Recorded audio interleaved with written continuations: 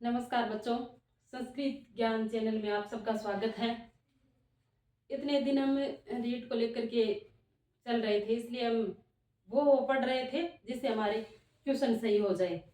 लेकिन आज से हम एक नई शुरुआत करेंगे जिसमें हमारी फर्स्ट ग्रेड और सेकंड ग्रेड की संपूर्ण व्याकरण को लेकर चलेंगे। भले ही हम पढ़े कम, लेकिन वे ऐसा पढ़ेंगे कि पूरा का पूरा याद हो जाए।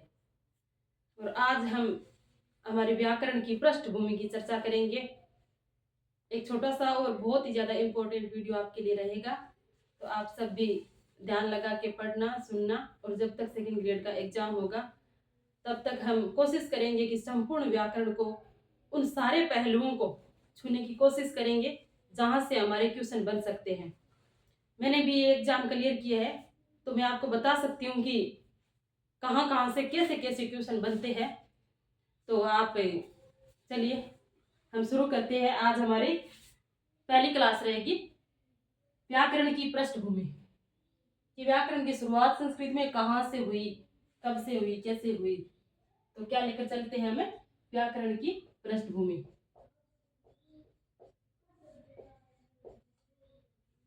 व्याकरण की पृष्ठभूमि।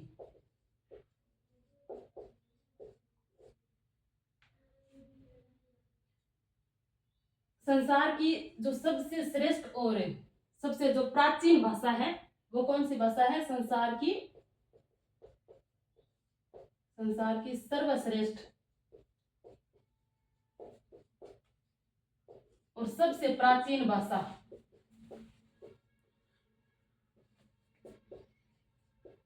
सबसे प्राचीन भाषा, सबसे प्राचीन भाषा है वो संस्कृत भाषा है।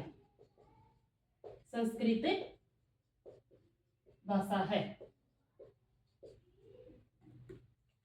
संस्कृत भाषा है वो आर्यों की भाषा है। पहला हमारा रहेगा कि संस्कृत भाषा यह है आर्यों की भाषा है। यह है आर्यों की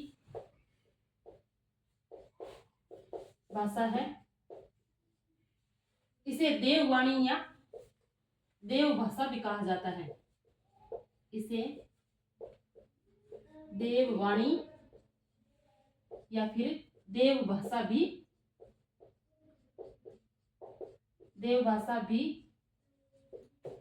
कहा जाता है। कहा जाता है। संस्कृत यानी व्याकरण की पृष्ठभूमि में संस्कृत भाषा, संस्कृत व्याकरण को पढ़ेंगे तो सबसे पहले हमारे लिए जानना जरूरी है कि संस्कृत भाषा है वो हमारी सर्वश्रेष्ठ भाषा है और सबसे प्राचीन भाषा है। ये आर्यों की भाषा रही है और इसी भाषा को हम देव भाषा या देववाणी भी कह सकते हैं, सुरवाणी भी कह सकते हैं। ये सबसे ज्यादा संस्कृत और परिष्कृत भाषा है। संस्कृत भाषा को संश्लेषित भाषा भी कहा जाता है क्योंकि इनके शब्द है वो चिपके हुए रहते हैं, इसीलिए संस्कृत भाषा वो हमारी संश्लेषित भाषा भी है। एक और लिख लीजिए, यह है संस्कृत भाषा। संस्कृत भाषा संश्लेषित भाषा है। संश्लेषित भाषा है। फिर हम पढ़ेंगे कि व्याकरण को यानी जो संस्कृत साहित्य हमारे संपूर्ण संस्कृत साहित्य को आप लिखिए साथ साथ संपूर्ण। आप चाहो तो साथ साथ नोट्स भी बना लेना। मैं आपको विश्वास दिलाती हूँ कि हर एक टॉपिक को हम बहुत अच्छे से क्लियर करेंगे और सब कुछ आपको लिखवाऊंगी। संपूर्ण संस्कृत साहित्य को, संपूर्ण संस्कृत साहित्य को दो भागों में बांटा गया है। दो भागों में बांटा गया है। एक तो वैदिक साहित्य, वैदिक साहित्य, वैदिक साहित्य किसे कहेंगे? वेदे भव वेदिकम, वेदे भवे वेदिकम। और एक है हमारा लौकिक साहित्य में, लौकिक साहित्य, लोके भवे लौकिकम।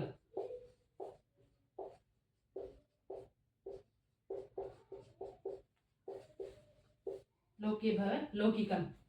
संपूर्ण संस्कृत साहित्य को दो भागों में बांटा गया है, एक तो वैदिक साहित्य और लेके लौकिक साहित्य।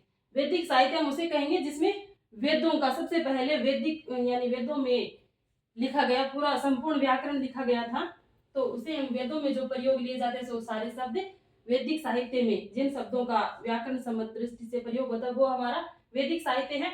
और आम बोलचाल की भाषा में लोक में हम जो प्रयोग करते हैं वो क्या कहलाएगा, लौकिक साहित्य। फिर हम पढ़ते हैं वैदिक साहित्य।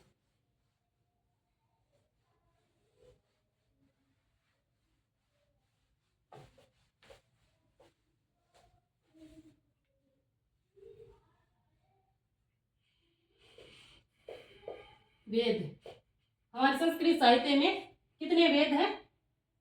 संस्कृत साहित्य में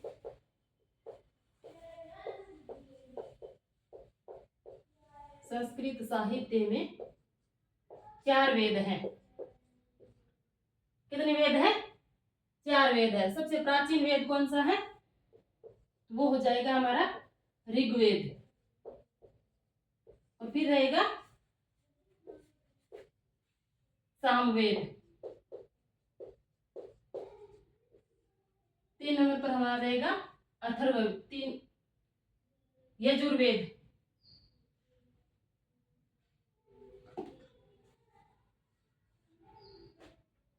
ऋग्वेद, यजुर्वेद, फिर रहेगा सामवेद और 4 नंबर पर रहेगा अथर्ववेद। अथर्ववेद। संस्कृत साहित्य में 4 वेद हैं और 6 वेदांग है। 4 वेद है, ऋग्वेद, यजुर्वेद, सामवेद और अथर्ववेद। ये जो ऋग्वेद, यजुर्वेद, सामवेद है इन्हें वेद त्रयी भी कहा जाता है। ये तीनों साथ साथ लिखे गए, लेकिन अथर्ववेद बहुत बाद का वेद है, इसलिए उनको वेदों के साथ नहीं माना गया। ऋग्वेद, यजुर्वेद और सामवेद को वेद त्रयी भी कहा जाता है। और फिर इसके साथ ही है वेद के 3 व्याख्या ग्रंथ। वेद के 3 व्याख्या ग्रंथ है। वेदों की व्याख्या करने के लिए 3 ग्रंथ लिखे गए। व्याख्या ग्रंथ 3 व्याख्या ग्रंथ कौन कौन से हैं? तो वो है ब्राह्मण, फिर 2 नंबर है आरण्यक और 3 नंबर है उपनिषद। उपनिषद ब्राह्मणों ने जो लिखा कर्मकांड के लिए उन्हें ब्राह्मण ग्रंथ कहा गया।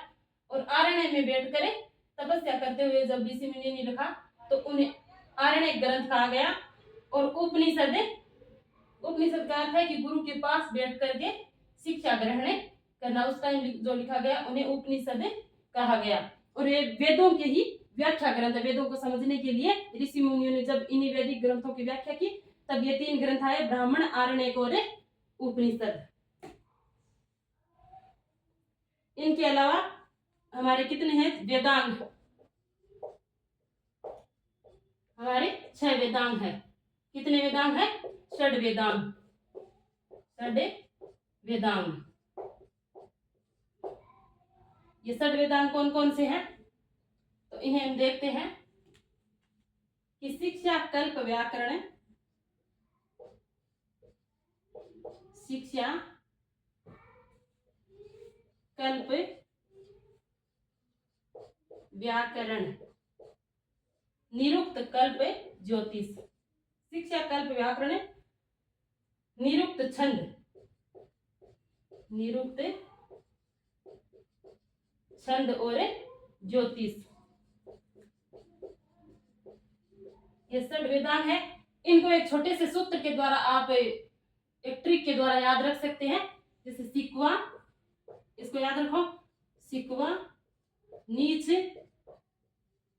ज्योतिष, नीच ज्योतिष। इसको 2 बार बोलो, 3 बार बोलो, जब तक नहीं याद हो जाता 10 बार बोलो, लेकिन इनको याद रखने से क्रम वाइज आपको षड वेदांगों के नाम याद रह जाएंगे। सिक्वा नीच ज्योतिष, इसको याद रखो। सी से शिक्षा, क से कल्प, वा से व्याकरण, नी से निरुक्त, छ से छंद और ज्योतिष से ज्योतिष है। इसको याद रखो। और इनके जो इन्हें क्या क्या कहा गया है वो भी देख लीजिए। शिक्षा को हमारे व्याकरण में क्या कहा गया है? शिक्षा घ्राणम, शिक्षा को घ्राणम कहा गया है, यानी नाक। और कल्प को हस्तव, यानी हाथ। और फिर व्याकरण को क्या कहा गया है? मुखम, व्याकरण को मुख कहा गया है। निरुक्त को श्रोत्रम, श्रोत्रम यानी कान। और छंद को पादव यानी पैर। और ज्योतिष को चक्षु कहा गया है, यानी आंख। ये हमारे वेदांग के वेद के 6 अंग हैं, जिनके बिना कुछ भी नहीं हो सकता। ये जैसे वेद रूपी पुरुष के 6 अंग हैं। वेद रूपी एक पुरुष है जिनके 6 अंग कौन कौन से हैं? शिक्षा, जिनको ग्रहणम या नाक कहा गए हैं। बिना नाक के या बिना, हमारे जब नाक नहीं होगी तो हम किसी भी चीज का पता नहीं कर सकते कि इसमें कैसी सुगंध आ रही है, दुर्गंध आ रही है, खुशबू आ रही है, क्या आ रही है। तो ये क्या है? शिक्षा हमारे लिए, शिक्षा को पढ़ना जरूरी है। फिर कल्प, हस्तव, कल्प को क्या कहा गया है? हमारे दोनों हाथ। तो हाथ के बिना भी किसी चीज की कल्पना भी नहीं की जा सकती। व्याकरण, और व्याकरण जो ये हमारे षड वेदांग है, इनमें व्याकरण है, ये मुख है। और मुख को सबसे ज्यादा समृद्ध अंग माना गया है। मुख के बिना बोल नहीं सकते, कुछ खा नहीं सकते, मुख के बिना किसी चीज की कल्पना भी नहीं कर सकते। तो व्याकरण क्या है? इनका व्याकरण षड वेदांगों में सर्वश्रेष्ठ अंग माना गया है। मुखम व्याकरणम स्मृतम, मुख को व्याकरण कहा गया है। ऐसा प्रश्न भी आता है कि मुख को व्याकरण कहा जाता है। पूछ तो इनमें से सब में से ही लेंगे कि शिक्षा को क्या कहा गया, तो आप लिखोगे ग्रहणम, कल्प को हस्तव, और व्याकरण को मुख, और निरुक्त को क्या कहेंगे? श्रोत्रम, कान। बिना कानों के हम कैसे सुनेंगे, कैसे नहीं करेंगे? इसलिए उसी प्रकार श्रोत्रम भी हमारे लिए निरुक्त भी उपयोगी है। छंद, छंद है पादव, यानी पूरी व्याकरण शास्त्र का पैर है छंद। बिना छंद के तो किसी पद्य की या काव्य की कल्पना भी नहीं की जा सकती। और ज्योतिष को कहा गया है चक्षु, हमारी आंखें। तो इस प्रकार ये वेद रूपी पुरुष के 6 अंग है, 6 अंग है। कौन कौन से हैं? इस सूत्र को याद रखो। सिक्वा नीच ज्योतिष, मेरे साथ साथ बोलोगे आप, सिक्वा नीच ज्योतिष, सिक्वा नीच ज्योतिष। सी से आप करोगे शिक्षा, कल्प, व्याकरण, निरुक्त, छंद और ज्योतिष। सबसे सर्वश्रेष्ठ अंग है वो व्याकरण को माना गया है, जो मुख कहा गया है। मुखम व्याकरणम स्मृतम। इस प्रकार से हमारे वैदिक साहित्य हैं। जो संस्कृत साहित्य में 4 वेद कौन कौन से? ऋग्वेद, यजुर्वेद, सामवेद और अथर्ववेद। और वेद के 3 व्याख्या ग्रंथ हैं। यानी इन्हीं वेदों की व्याख्या करने के लिए आचार्यों ने, ब्राह्मणों ने जो व्याख्या की है, उन्हें हमें ब्राह्मण आरण्यक उपनिषद कहेंगे। और वेदांग यानी वेदों के जो 6 अंग है, वेद रूपी पुरुष के 6 अंग बताए गए हैं, जो कौन कौन से हैं? शिक्षा, कल्प, व्याकरण, निरुक्त, छंद और ज्योतिष। अब हम पढ़ेंगे आगे व्याकरण की परंपराएं, किस प्रकार हमारे व्याकरण शुरू हुई और कहां से और कैसे शुरू हुई। और अब हम कौन सी व्याकरण पढ़ते हैं। इस प्रकार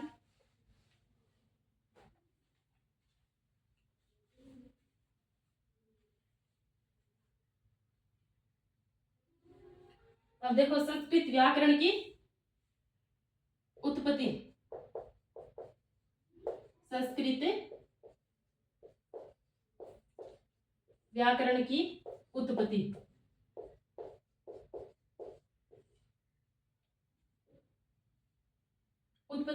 की परम उत्पत्ति या इसकी परंपरा को दो भागों में बांटा गया है।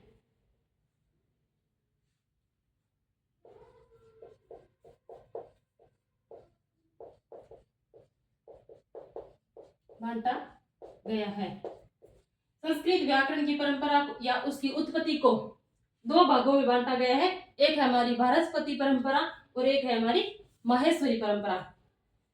जो बृहस्पति परंपरा है वो क्या है, सबसे पहले शुरू हुई थी बृहस्पति परंपरा।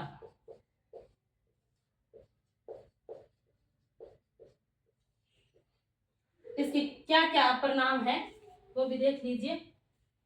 इनको हम प्रतिपद पाठ परंपरा भी कहेंगे।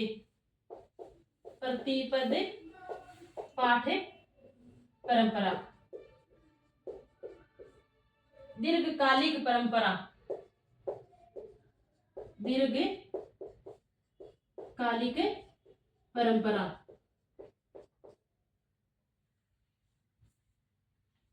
लक्ष्य परंपरा, लक्ष्य परंपरा, कलिष्ट परंपरा, कलिष्ट परंपरा और कातांतर परंपरा।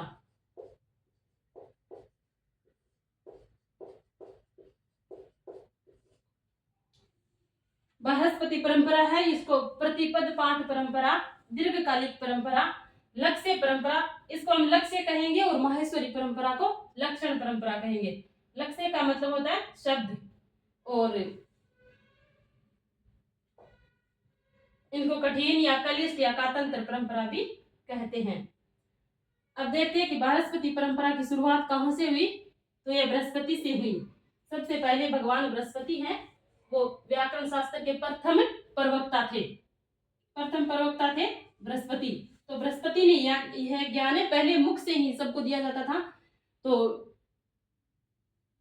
बृहस्पति ने किसको दिया, सबसे पहले व्याकरण की जो व्याकरण थी वो भगवान बृहस्पति के पास थी। तो बृहस्पति ने यानी संपूर्ण संस्कृत का ज्ञान, संपूर्ण संस्कृत का ज्ञान बृहस्पति ने ब्रह्मा को दिया। बृहस्पति ने ब्रह्मा को दिया, ब्रह्मा ने इंद्र को दिया और इंद्र ने भारद्वाज ऋषि को दिया।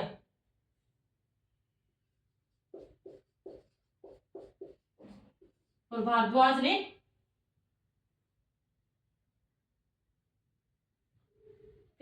ने दिया ऋषियों को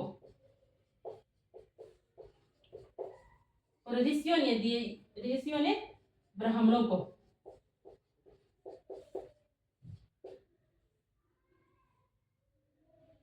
सबसे पहले व्याकरण शास्त्र का ज्ञान था भगवान बृहस्पति के पास। तो बृहस्पति ने इंद्र ब्रह्मा को दिया। बृहस्पति ने सबसे पहले ब्रह्मा को दिया और ब्रह्मा ने इंद्र को दिया।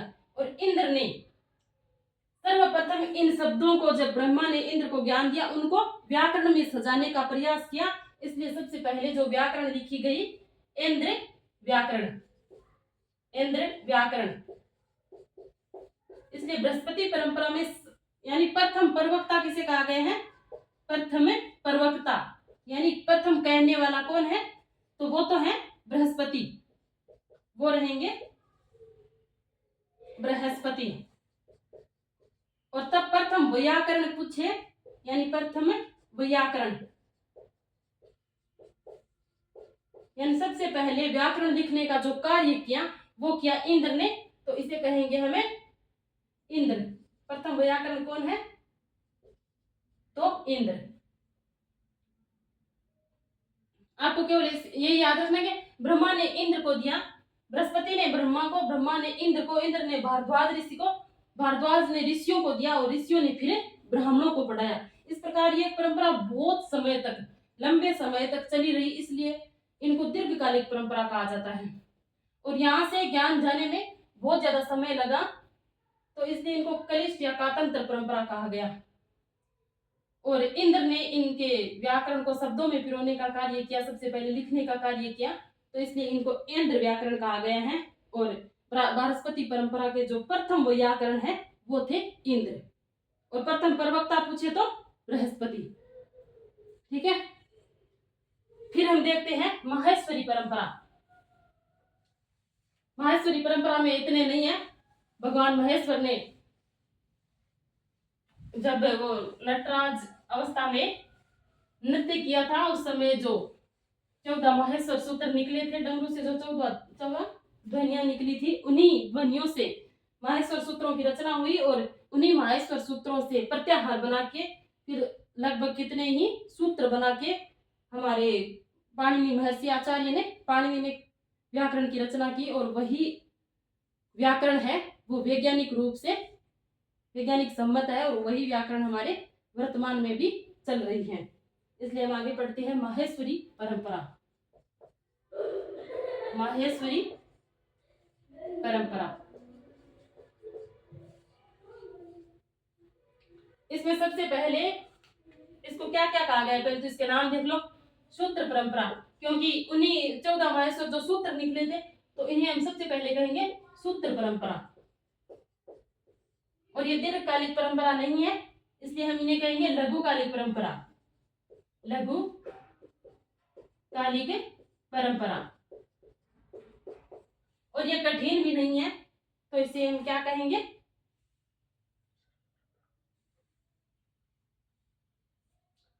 वो लक्ष्य परंपरा थी, ये है हमारी लक्षण परंपरा। और पाणिनीय परंपरा,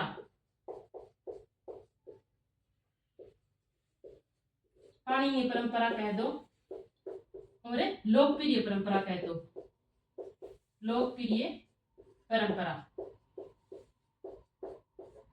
हमारी जो वर्तमान में संस्कृत की व्याकरण चलती है उनकी पृष्ठभूमि हमारी माहेश्वरी परंपरा ही है, जो सबसे पहले भगवान शिव ने डमरू बजाया था, और उससे जो सूत्र निकले थे उन्हीं की सहायता से पाणिनि ने जो सूत्र और लिखे थे उन्हीं से ही हमें प्रत्याहार का निर्माण करके जो पूरी व्याकरण लिखी थी वही व्याकरण अब वर्तमान में चल रही है। इसके अपर नाम है सूत्र परंपरा, लघुकालिक परंपरा, लक्षण परंपरा, पाणिनीय परंपरा, लोकप्रिय परंपरा, या फिर सरल या स्वतंत्र परंपरा भी कह सकते हैं। सरल उसे कातंत्र कह रहे थे, तो इसे स्वतंत्र कह दो, स्वतंत्र परंपरा।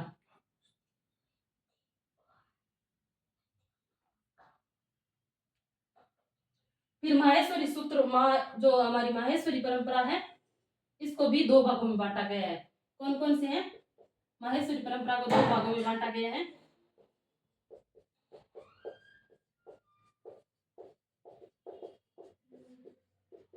उसके 2 भाग कौन कौन से हैं? एक तो है सूत्रानुसारी परंपरा, सूत्रानुसारी परंपरा। इस सूत्रानुसारी परंपरा में क्या होता है कि पहले सूत्र को बता के पहले सूत्र प्रस्तुत किया जाता है। आप लिख लेना, पहले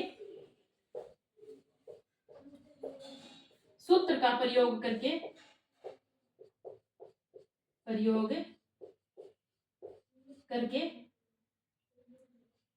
फिर उदाहरण दिए जाते हैं,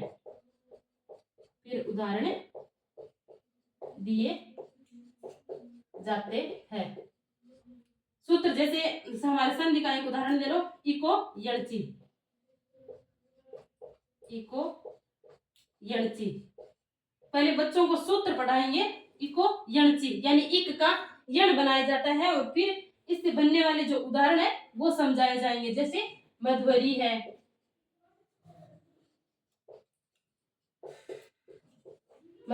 या फिर अन्वय है,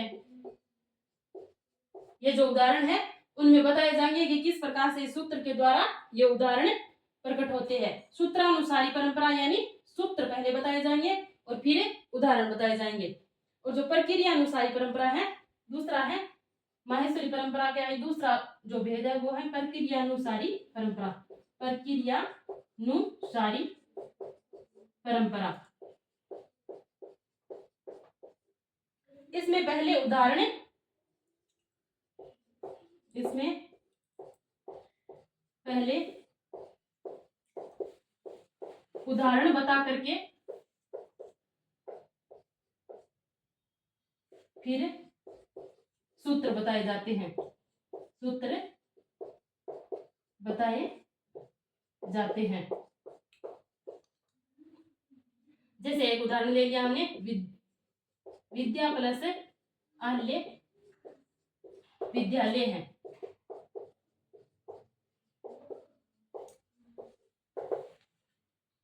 फिर बताएंगे कि ये आ और आ है, ये दीर्घ आ में कैसे बदले।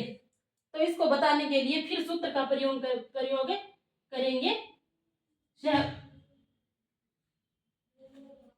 सवर्णे दीर्घ है, सवर्णे दीर्घ है।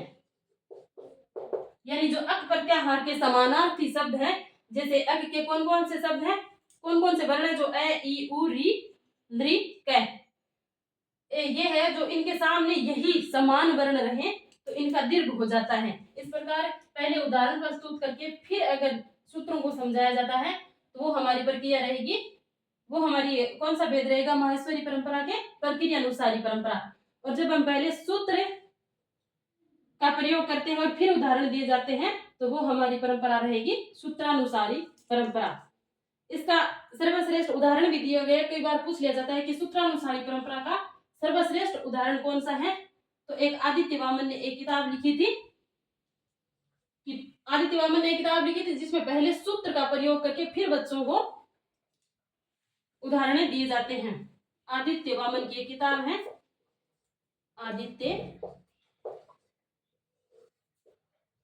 आदित्य वामन ने एक पुस्तक लिखी थी, उसका नाम था काशिकावृत्ति।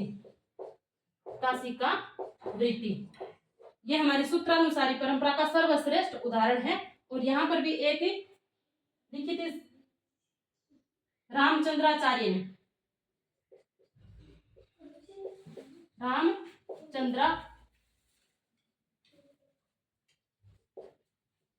रामचंद्राचार्य ने एक किताब लिखी थी प्रक्रिया कौमुदी।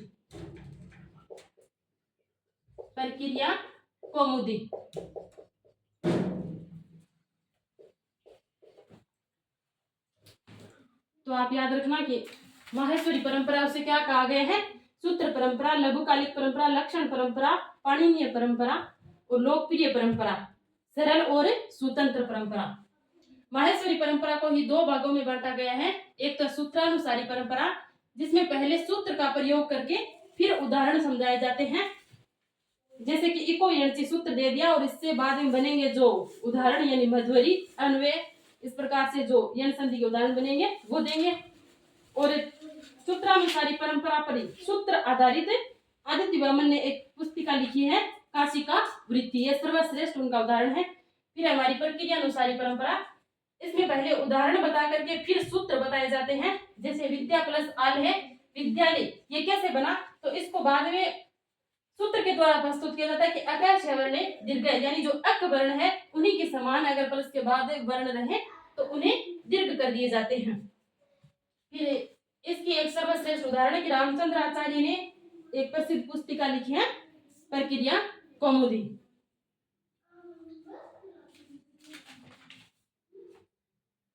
यह हमारी व्याकरण शास्त्र की दो परंपराएं थी, एक थी बृहस्पति परंपरा और एक थी माहेश्वरी परंपरा, जिसको हमने अच्छे से पढ़ने का प्रयास किया और आशा करती हूँ आप सबको समझ में भी आया होगा। फिर हम थोड़ा देख लेते हैं कि संस्कृत शब्द है, व्याकरण शब्द है, इनका प्रयोजन क्या है, कैसे ये बने हैं।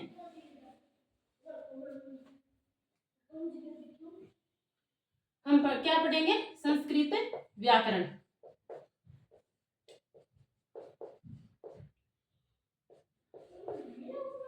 तो हम सबसे पहले देखते हैं कि संस्कृतम जो शब्द है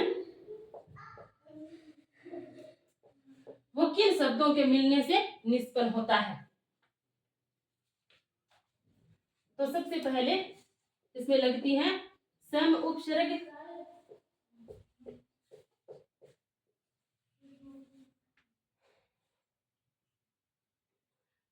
डुक्रिय धातु,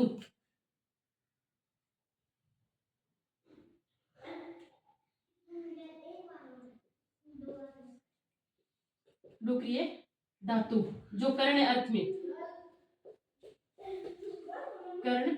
लगती है। फिर लगता है कत प्रत्यय,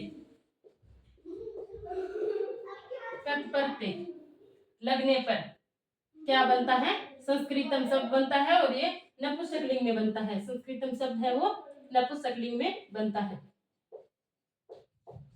नपुंसकलिंग।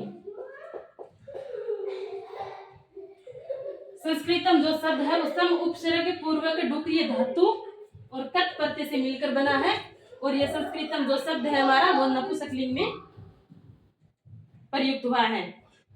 और इनका अर्थ क्या है संस्कृतम शब्द का, कि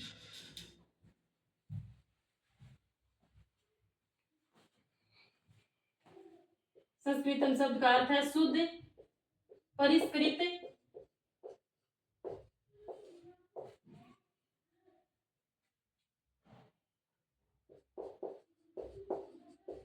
निर्मल और परिमार्जित।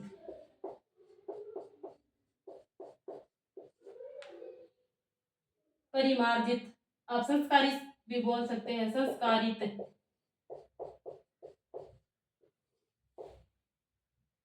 संस्कृतम शब्द का अर्थ है, ये इतने सारे अर्थ है, शुद्ध, परिष्कृत, निर्मल, परिमार्जित और संस्कारित। संस्कृतम जो शब्द है वो सम उपसर्ग पूर्वक डुक्रिय धातु जो करणार्थ में प्रयोग में ली जाती है और कत प्रत्यय से मिलकर के नपुंसकलिंग में हमारा संस्कृतम शब्द बना है। फिर हम देखेंगे व्याकरण शब्द की व्युत्पत्ति कैसी हुई है। व्याकरणम, व्याकरणम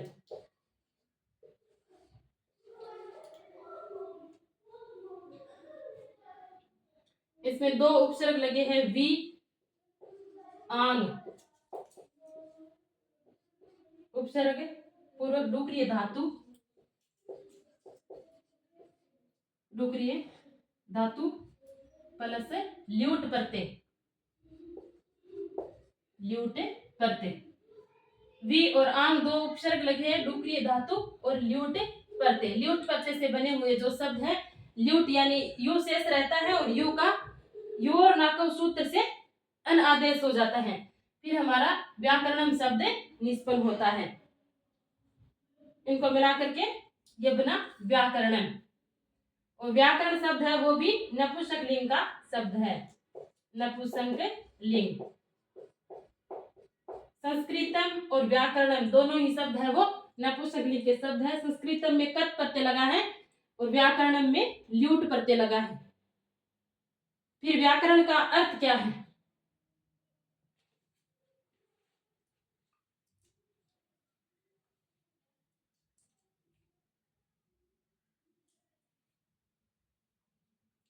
व्याकरण का अर्थ है कि जिस शास्त्र के द्वारा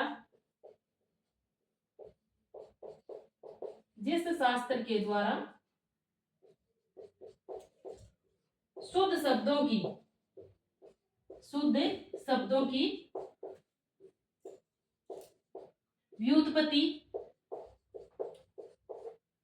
होती है, उन्हें हमें व्याकरण कहते हैं, उन्हें व्याकरण कहते हैं। जो व्याकरण शब्द है वो वी, आंग, उपसर्ग, डुक्रिय धातु और ल्यूट प्रत्यय से मिलकर बना है, जो नपुंसकलिंग का शब्द है और जिसका अर्थ है जिस शास्त्र के द्वारा शुद्ध शब्दों की व्युत्पत्ति होती है उन्हें हमें व्याकरण कहते हैं। जैसे पतंजलि ने महाभाष्य में क्या कहा है व्याकरण को, पतंजलि ने महाभाष्य में, पतंजलि ने एक ग्रंथ लिखा है महाभाष्य, उसमें व्याकरण को कहा है लक्ष्य लक्षणे व्याकरणम, लक्ष्य लक्षणे व्याकरणम। और उन्होंने ही अपनी महाभाष्य में कहा है शब्दानुशासनम,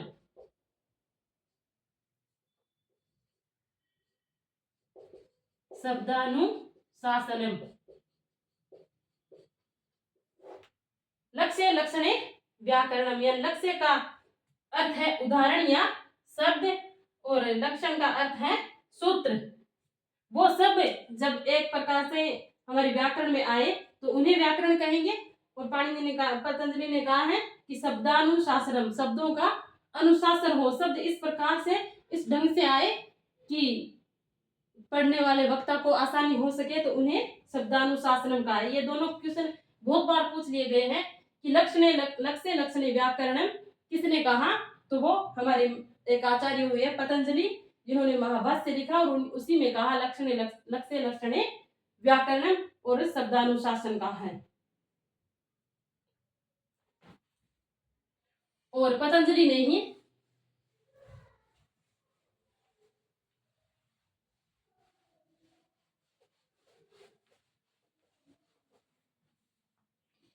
पतंजलि ने व्याकरण के प्रयोजन बताए हैं।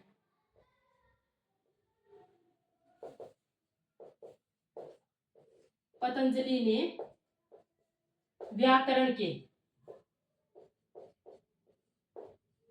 5 मुख्य प्रयोजन, 5 मुख्य प्रयोजन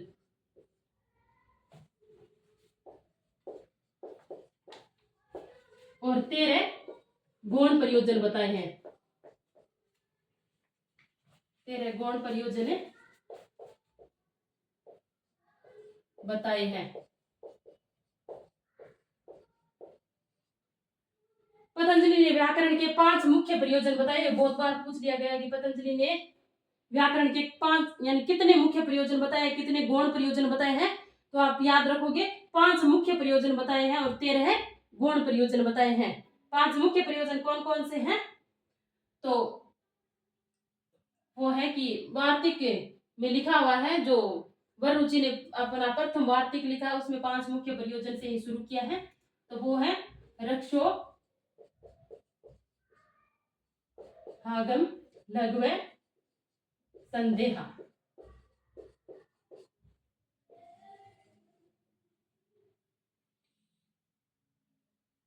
संदेहा प्रयोजनम।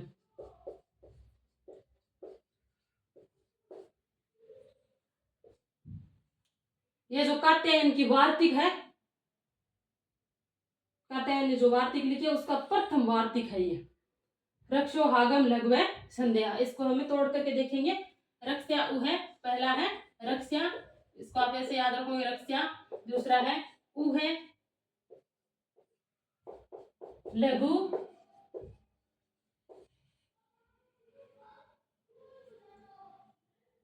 रक्षा उ है आगम, रक्षा उ है आगम, लघु और असंदेह है, लघु और 5वां है असंदेह है, असंदेह है। महर्षि पतंजलि ने व्याकरण के जो 5 मुख्य प्रयोजन बताए हैं वो कौन कौन से, इसमें इस प्रकार से क्वेश्चन पूछ लिया जाता है कि 5 प्रयोजन कौन कौन से, तो आप याद रखेंगे रक्षा, उ है आगम, लघु, असंदेह। और ऐसे भी पूछ लिए जाते हैं 3 ऑप्शन तो मुख्य प्रयोजन के दे दिए जाते हैं और चौथा कोई अलग दे दिया जाता है कि इनमें से कौन सा मुख्य प्रयोजन है या नहीं है, और इनमें से है तो कौन सा है। इस प्रकार से तो आप इनको याद रखेंगे रक्षा, उ है आगम, लघु, असंदेह। 2-3 बार बोलो कि रक्षा, उ है आगम, लघु, असंदेह, तो आपको याद हो जाएंगे। और इनका प्रयोजन क्यों हुआ है। रक्षा का मतलब है, रक्षा का इसलिए प्रयोजन हुआ है कि वेदों की रक्षा के लिए, वेदों की रक्षा के लिए, रक्षा के लिए। और उह का मतलब है यथा स्थान, यथा स्थान, विभक्ति लिंग वचन, विभक्ति लिंग वचन के प्रयोग के लिए, प्रयोग के लिए। आगम का मतलब है कि ब्राह्मण को निष्काम भाव से, जो ब्राह्मण है ब्राह्मण को निष्काम भाव से, निष्काम भाव से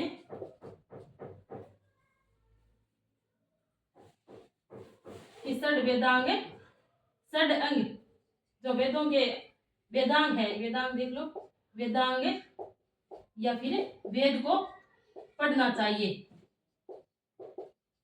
पढ़ना चाहिए। प्राचीन काल में यही परंपरा थी कि ऋषि मुनि ही वहीं पर पाठशाला में, जंगलों में उनके जो पाठशाला होती थी वहीं पर शिष्यों को पढ़ाते थे। तो ब्राह्मणों के लिए ये अनिवार्य था कि ब्राह्मण है वो निष्काम भाव से, निष्काम रूप से वेदों को पढ़े। वेदों का पढ़ने का अधिकार उन्हीं को दिया गया था, वही आचार्य होते थे और वहीं पर अध्ययन करवाया जाता था। लघु का मतलब है कि संक्षिप्त रूप से शब्द ज्ञान, संक्षिप्त रूप से शब्दों का ज्ञान हो जाए, शब्दों का ज्ञान।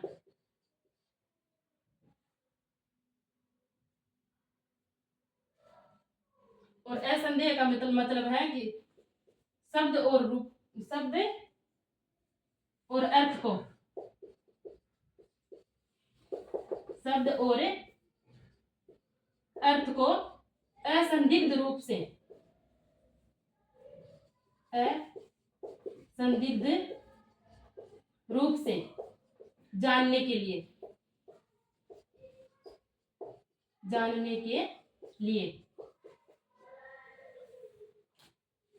ये 5 मुख्य प्रयोजन है। कौन कौन से? रक्षा, रक्षा का मतलब है वेदों की रक्षा के लिए मुख्य प्रयोजन है कि वेदों की रक्षा की जाए। और फिर ऊह है कि यथास्थान विभक्ति लिंग वचन का प्रयोग होता है, वही व्याकरण होता है। और आगम का मतलब है कि ब्राह्मण को निष्काम भाव से वेदांग या वेद को पढ़ना चाहिए। और लघु का मतलब है कि व्याकरण वो कैसी होनी चाहिए? संक्षिप्त रूप से शब्दों का ज्ञान हो, वो हमारी व्याकरण होती है। और असंदेह है कि शब्द और अर्थ को असंदिग्ध रूप से जानने के लिए, यानी व्याकरण में इस प्रकार से शुद्ध और परिष्कृत शब्द होने चाहिए कि उनमें संदेह का लेश मात्र भी ना हो। इस प्रकार ही हमारे पतंजलि ने 5 मुख्य जो प्रयोजन बताए हैं उनको आप याद रखेंगे। रक्षा, ऊह, आगम, लघु, असंदेह है। फिर हम देखते हैं कि व्याकरण का महत्व क्या है।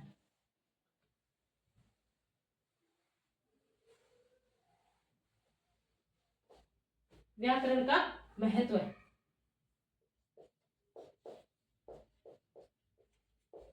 व्याकरण का महत्व है।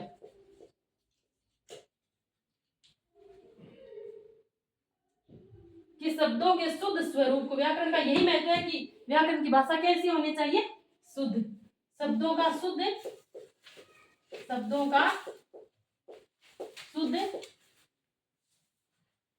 स्वरूप जानने के, शुद्ध स्वरूप के ज्ञान हेतु।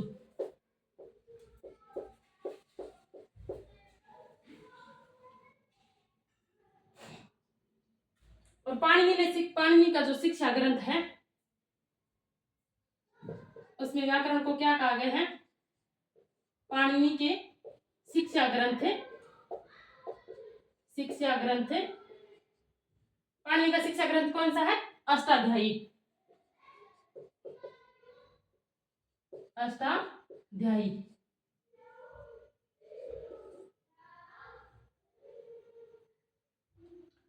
पाणिनि शिक्षा अध्याय में क्या कहा गया कि वेद को, यानी व्याकरण को क्या कहा गया है? वेद का मुख कहा गया है। अष्टाध्यायी में वेद का मुख कहा गया है, यानी मुखम व्याकरणम स्मृतम, मुखम व्याकरणम स्मृतम। पाणिनि ने व्याकरण को क्या कहा गया है? वेद का मुख कहा है। ऐसा किसने कहा है कि मुखम व्याकरणम स्मृतम? तो आप करेंगे पाणिनि ने। ये हमें व्याकरण के किस प्रकार से उत्पत्ति हुई, कितनी परंपराएं हैं, लौकिक और वैदिक परंपराएं हैं, वेद हमारे कितने हैं? वेद 4 है, ऋग्वेद, यजुर्वेद, सामवेद, अथर्ववेद। फिर हमने वेदांग पढ़े, 6 वेदांग है, जिसका मैंने आपको एक छोटी सी ट्रिक बताई थी, सिक्वा नीचे ज्योतिष। इस प्रकार से आप याद रखोगे। और उनका जो क्या नाम है, शिक्षा को क्या कहा गया है, व्याकरण को क्या कहा गया है, इस प्रकार से उन जो षड वेद रूपी पुरुष के जो 6 अंग बताए गए हैं उनको आप याद रखोगे। फिर हमने पढ़ा कि हमारी व्याकरण शास्त्र की 2 परंपराएं हैं। एक तो थी पुरानी परंपरा जिसको हम बृहस्पति परंपरा, प्राचीन परंपरा, कातंत्र परंपरा, कठिन परंपरा, दीर्घकालिक परंपरा, लक्ष्य परंपरा ये सब कहते हैं, जिसमें सबसे पहले ज्ञान किसके पास था? बृहस्पति के पास। बृहस्पति ने ब्रह्मा को वो ज्ञान दिया, फिर ब्रह्मा ने इंद्र को दिया। इंद्र ने उन जो भी ज्ञान दिया उनको शब्दों में पिरोने का काम किया, इसलिए इंद्र को प्रथम वैयाकरण कहा जाता है। और हमारे जो बृहस्पति जी हैं उनको कहा गया है प्रथम प्रवक्ता। बृहस्पति परंपरा में प्रथम प्रवक्ता कौन है? तो बृहस्पति होंगे। और प्रथम वैयाकरण कौन है? तो इंद्र होंगे। और फिर हमने पढ़ी माहेश्वरी परंपरा। माहेश्वरी परंपरा में एक है हमारे भगवान माहेश्वर, जिन्होंने डमरू के माध्यम से 14 ध्वनियां निकली और उन 14 ध्वनियों को व्याकरण शास्त्र में पिरोने का कार्य महर्षि पाणिनि ने किया। और उन्हीं की व्याकरण यानी अष्टाध्यायी में उन्होंने सूत्र, प्रत्याहार जो सब लिखे वो भी आज वर्तमान में वैसे के वैसे ही चल रहे हैं और उन्हीं परंपरा को हम पढ़ रहे हैं। इसी कारण उन्हें लौकिक परंपरा, स्वतंत्र परंपरा, ये हम माहेश्वरी परंपरा को कहते हैं, लक्षण परंपरा। और माहेश्वरी परंपरा को भी 2 भागों में बांटा गया है, एक तो सूत्रानुसारी परंपरा और एक प्रक्रियानुसारी परंपरा।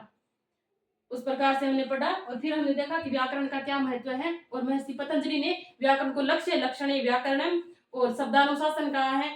और महर्षि पतंजलि ने ही सबसे पहले व्याकरण शास्त्र के 5 मुख्य प्रयोजन और 13 गौण प्रयोजन बताए, जिनको आप याद रखेंगे। 5 मुख्य प्रयोजन कौन कौन से हैं?